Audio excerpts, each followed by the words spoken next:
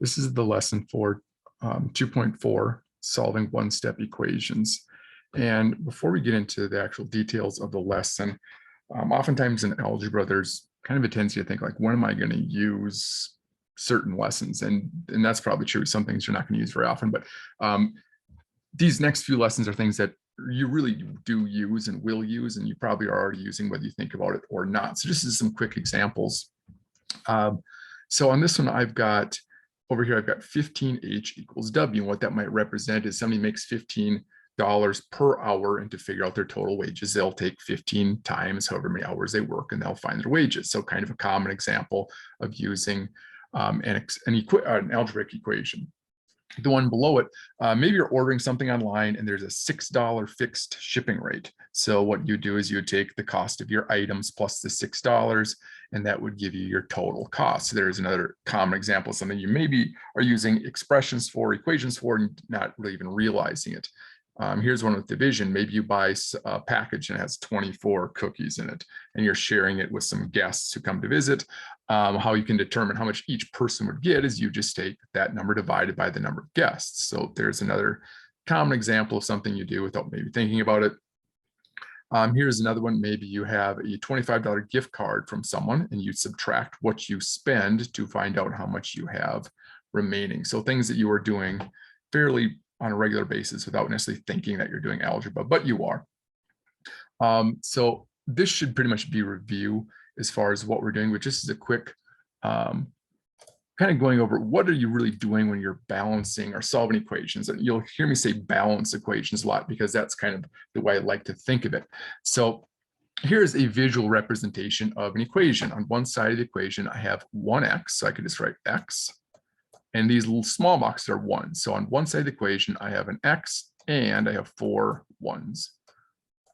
And where I have the little balance or the fulcrum, I will put in my equal sign. The other side looks like I have 10 1s. So with these, the idea is if I want to know what the unknown, the variable is, I don't want to know what it is with extra stuff on it. It would be like if you're going to weigh yourself and you keep your backpack on. Well, you're not going to know what you weigh if you've got a bunch of extra stuff on. So the idea is we need to start removing things. But if I take these off, and so I could take away these 4 1s, then I would just have the x left. However, by the way, these are being crossed out. They're not new x's. That was maybe wasn't the best choice. So there, those are crossed out. However, I can't just get rid of those 4 because then the balance would not stay balanced. It would start dropping if I just take things off of one side and not the other. So if I removed 4 from one side, whoops, that was supposed to go down the middle. See if I can get that a little better. If I take 4 from one side, I need to cross out 4 from the other side. So what I really did is I subtracted 4 from each side of the balance, because in order to stay in balance, I do the same thing to both sides. And what I should find out is on one side, I have the x remaining. Whoops. On the other side, I have 6 1s remaining. So that's kind of what we're doing, is we're actually removing things from both sides of the balance. And I'm not going to ask you to draw that every time, but if you ever kind of forget what are we doing, that's kind of what's happening, is we're just removing extra stuff to get the variable alone, so we know just what the variable is worth, not what the variable and some extra stuff is worth. Another example below.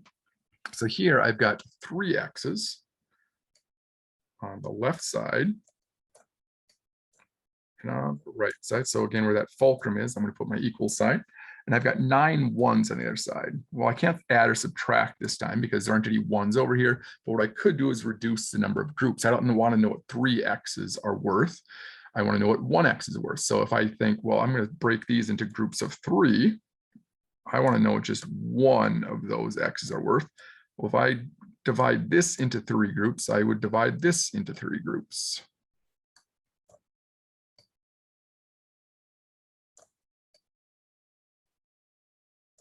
And then I would match up and I say, all right, 1x then is worth 3 1s. So what I really did is I just divide both sides by 3. And I could represent that as a fraction, kind of running out of space here at the bottom of the page, but 3 divided by 3 is just 1, 1x. I'm just going to write it as x, and 9 divided by 3 is 3. And by the way, I like to draw this line down the middle, and I am going to recommend you do the same thing. So that's kind of what's actually happening as we're balancing those equations. Hopefully you've seen something like this before. But if you haven't, now you have. So we're going to go up and fill in, we'll add some things to our notes. All right, so this is something I would recommend for your notes, and you can just pause the video if you need to, so you can write this down. But these are basically the rules for balancing equations. Now, today it's only one-step equations. You should have done that in the past. You should have even done two-step equations. But in case you've forgotten, this is kind of how you do it. So for addition and subtraction, there's a couple things you could do. You could either perform the inverse operation with the same value, or perform the same operation with the opposite value. So here's a couple of examples. So there's the first one, x plus 7 equals 13. So there's a couple things I can do. I can either think, all right, x plus 7. So I'm drawing this with the mouse, so it's not great, but hopefully you can kind of understand what's going on. So the inverse operation, well, the inverse, and again, my goal is to get the variable alone. I want to get x by itself. And if you even just sometimes want to underline or circle that variable so you know what it is you're trying to accomplish, that's what we want to get alone. So what I want to get rid of is that plus 7. Well, the opposite of adding 7 is to subtract 7. You could either write it next to it or write it underneath. Personally, I kind of like to write it underneath, but either way works. And I'm just going to rewrite the equation. And remember, whatever I do to one side of the equation, I have to do to the other, otherwise it will not stay in balance. And again, I recommend drawing this line down there. So minus 7 to this side, minus 7 to the other side, 7, minus 7, those just go away. I'm left with x. 13 minus 7 is 6. Hopefully you probably could have just looked at that and known that, but those are the steps. And that way, even if you're using decimals or fractions or more difficult numbers, it's still the same steps, even if the numbers happen to be a little tougher. The other way you could do this is, all right, I'll write the equation again. Again, sorry for the sloppy mouse handwriting. I'm going to draw that line right down the middle. And the reason I do that down the middle is sometimes what I'll have people do is they think, oh, there's two things over here. I need to do like minus 7 twice, but you're only doing your operations to each side one time. And sometimes when people don't do that, they end up doing it twice on one side and then it doesn't work out. All right, so I could perform the same operation with the opposite value. So I'm trying to get rid of the positive 7. I could add again, but this time I would add a negative 7. So positive 7 plus a negative 7, those cancel out. Only thing left is the x. On the other side, plus a negative 7. 13 plus negative 7 is 6. So notice it's the same answer. It should be the same answer. You can pick whichever way you like better. Sometimes just depending on the problem, one way might work better than the other.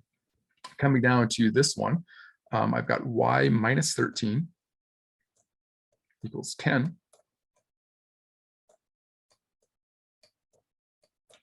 And for whichever method I'm going to use, I would start by just writing out the equation first. So this time, the variable I want to get alone is y. So what I want to get rid of is that minus 13 that is with the y. So inverse of subtracting 13 is to add 13.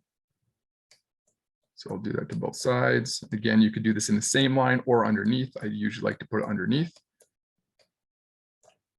So minus 13 plus 13, those just cancel out. I'm left with just the y. 10 plus 13 is 23. And by the way, you should be checking your answers with these as well. And it's pretty easy.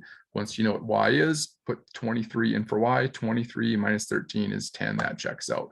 I could go back to my other one, 6 for x. 6 plus 7 is 13. That one checks out. All right, so coming back to this. So I could also do the same operation with the opposite value. So instead of adding 13, I could subtract a negative 13.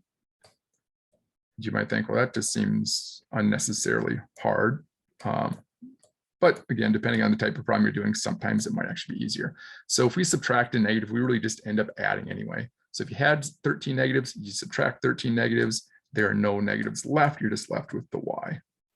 And over here, 10 minus 13 negatives, you end up adding 13. So that's going to come out being 23. So overall, I think for most of these, just doing this column is probably going to be easier for most problems for most people, but just be aware you can do that as well.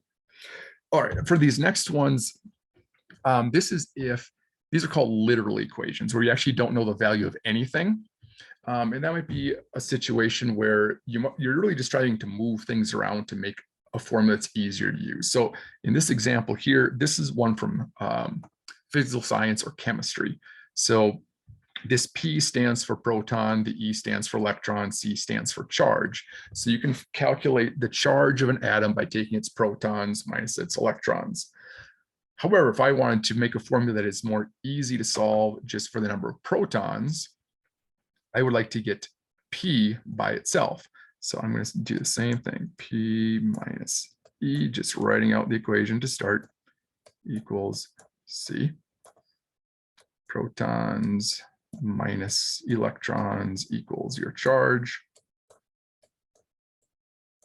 And I like to draw that line down there. I recommend you do the same.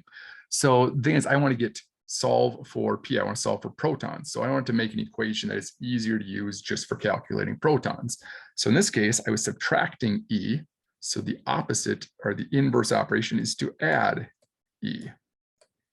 I'll do that to both sides. So here, these cancel out. I'm just left with protons. And I could just say, well, C plus E, I don't really know what either of those are, so I'm just going to rewrite it as C plus E, and that is as much as I can do. So if you took your charge plus your number of electrons, you could calculate how many protons you have.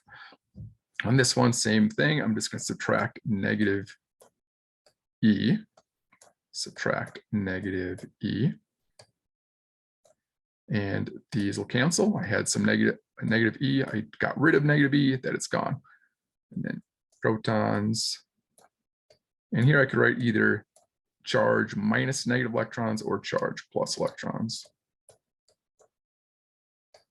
And by the way, there's more notes on this lesson than there will be in the next few, just because these same notes are going to apply to the next few lessons as well. All right, I'm going to clear this and we'll move down and look at multiplication and division.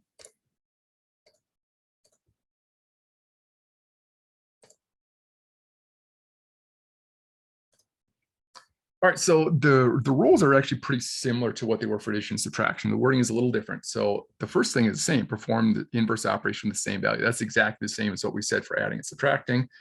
But your second option this time is a little different. Perform the same operation with the reciprocal.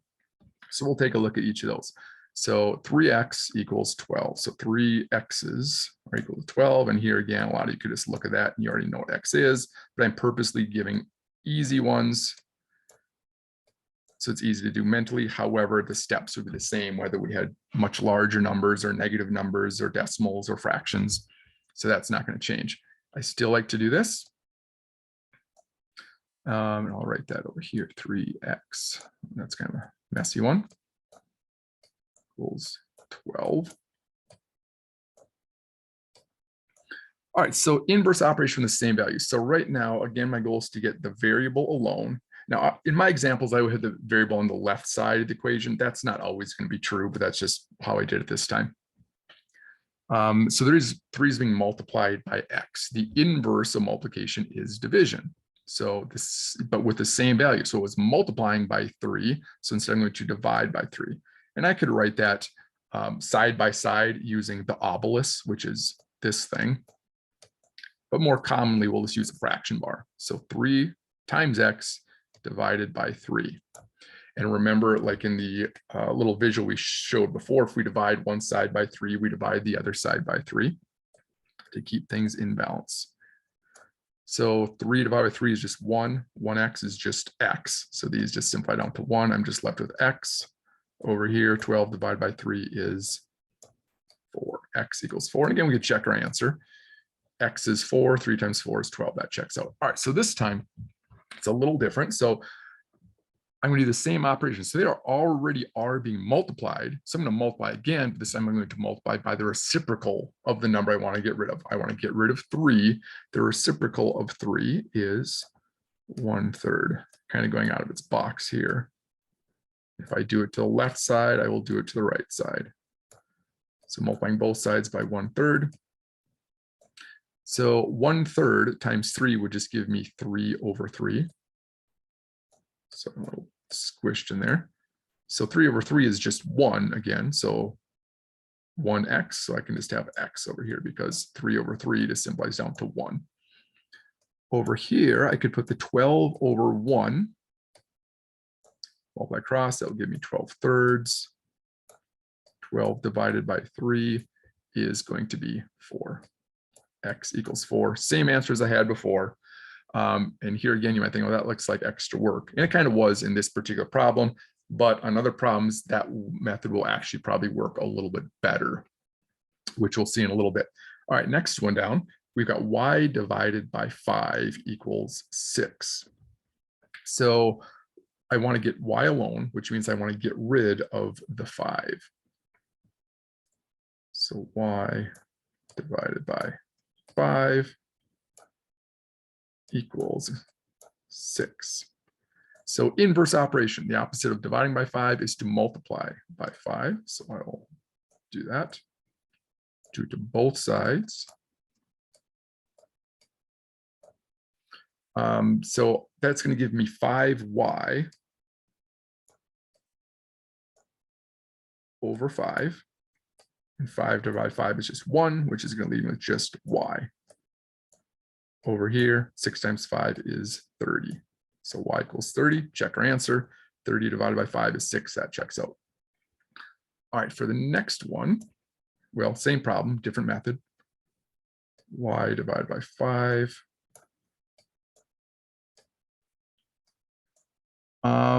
Same operation, but by the reciprocal. So it was being divided, so I'm going to divide again, but I'm going to divide by the reciprocal. So the reciprocal of 5 is 1/5.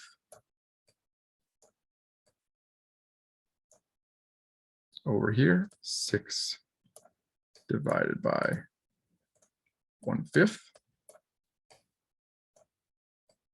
So over here, y divided by 1 is still y. 5 divided by 5 is 1. Y over 1 is just y.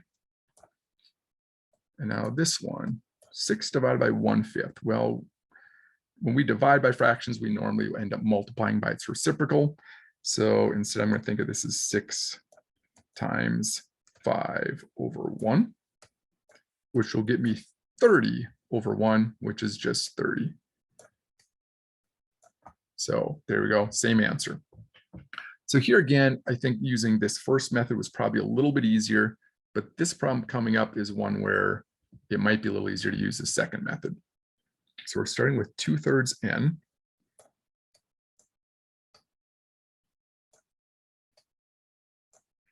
Is equal to 14.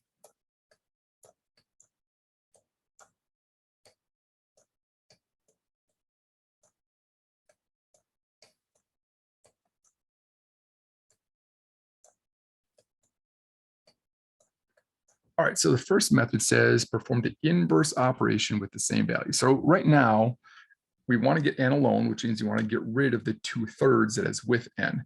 So right now they're being multiplied. The inverse operation would be to divide. So we would divide by the same value. So divided by 2/3.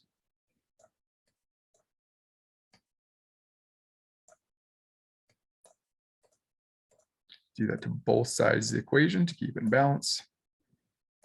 So here, 2 divided by 2 is just 1, 3 divided by 3 is just 1, and then the n is just staying n, so that just ends up being 1n or n. So I have gotten rid of that 2/3 pretty easily. Now here, I'm dividing by 2/3, and typically when we divide by a fraction, we'd multiply by the reciprocal. So I'm just going to kind of cross it out and instead think of times 3/2. And I can put that as 14 over 1, just so I keep my numerators straight, my denominator straight. So now that I have this as a multiplication problem, I could actually simplify beforehand. 2 goes into 2 once, 2 goes into 14 7 times. 7 times 3 is 21. On the bottom, 1 times 1 is 1. 21 divided by 1 is still just 21. So n equals 21. We'll try the other way.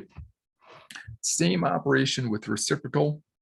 So the reciprocal, so same operation. Right now they're being multiplied. I'm going to multiply again, but now I'm multiplying by the reciprocal of 2/3. And again, or whenever we're doing this, our goal is just to figure out how do we get rid of the stuff that's with the variable. So we're looking at 2/3. The reciprocal 2/3 is 3/2. And I will do that to both sides.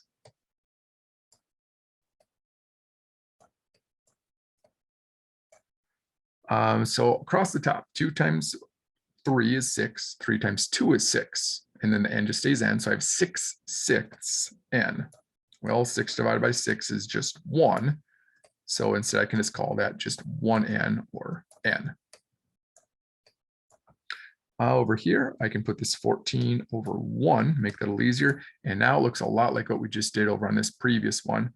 I've got 14 over 1 times 3 over 2. I can simplify beforehand. These will have 2 as a factor. 2 goes into 14 7 times, goes into 1, 2 once. 7 times 3 is 21. 1 times 1 is 1. 21 divided by 1 is still just 21. So that's what we're looking for there. Now we could check the answer. 2/3 of 21. Well, 1/3 of 21 is 7, but we have 2/3, so double it to get 14. So that one checks out. All right, last one. So this is another literal equation, and this is another science formula. So the formula for density is mass divided by volumes. That's what we have here. D equals m divided by v. But sometimes to make an equation easier, if you just want to solve for m, it might be easier to rearrange this so m is the variable that is alone. So right now, m is being divided by v. We want to get rid of that v. So we'll start with d equals mass divided by volume. Do it over here as well.